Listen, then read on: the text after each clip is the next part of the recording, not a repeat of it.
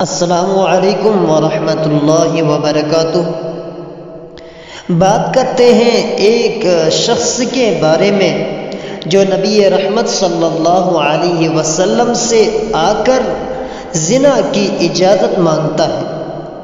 تو نبی علیہ الصلاۃ والسلام کی خدمت میں ایک نوجوان آیا۔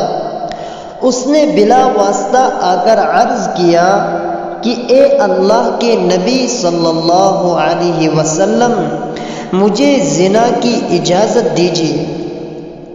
اس کے جواب کا ایک طریقہ تو یہ تھا کہ اللہ کے نبی صلی اللہ علیہ وسلم غصے میں آ جاتے اور فرماتے کہ تم حرام کو حلال کروانے کے لیے آ گئے ہو، تمہیں شرم نہیں آتی؟ لیکن نہیں، بلکہ اللہ کے محبوب صلی اللہ علیہ وسلم نے ارشاد فرمایا، کیا تم یہ چاہتے ہو کہ تمہاری کوئی والدہ سے یہ حرکت کرے؟ کہنے لگا نہیں۔ پوچھا بیوی سے کرے؟ کہنے لگا نہیں۔ بہن سے کرے؟ کہنے لگا نہیں۔ بیٹی سے کرے؟ کہنے لگا نہیں۔ پھر آپ صلی اللہ علیہ وسلم نے ارشاد فرمایا کہ تم جس سے زنا کرو گے وہ یا تو کسی کی ماں ہوگی، یا کسی کی بیوی ہوگی، یا کسی کی بہن ہوگی، یا کسی کی بیٹی ہوگی۔ اگر تم اس کو پسند نہیں کرتے تو دوسرے لوگ بھی تو اسے پسند نہیں کرتے۔ جب اتنا سمجھایا تو اس کے ذہن میں بات آ گئی، لیکن فقط سمجھانے سے بات سمجھ میں نہیں آتی، کیونکہ دل کے اندر جذبات کا طوفان ہوتا ہے۔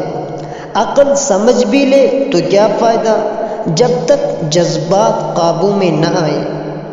اس کے لیے اللہ کے نبی صلی اللہ علیہ وسلم نے پھر نسخہ آزمایا۔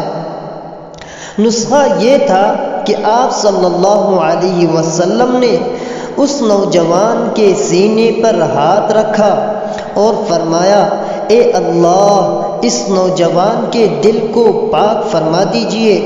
وہ صحابی رضی اللہ عنہ فرماتے ہیں کہ میرے سینے پر ہاتھ رکھنے سے اور اس دعا کی برکت سے میرے دل پر ایسا اثر ہوا کہ اس کے بعد مجھے جتنی نفرت زنا سے تھی اتنی نفرت مجھے دنیا میں کسی گناہ کرنے سے نہیں تھی۔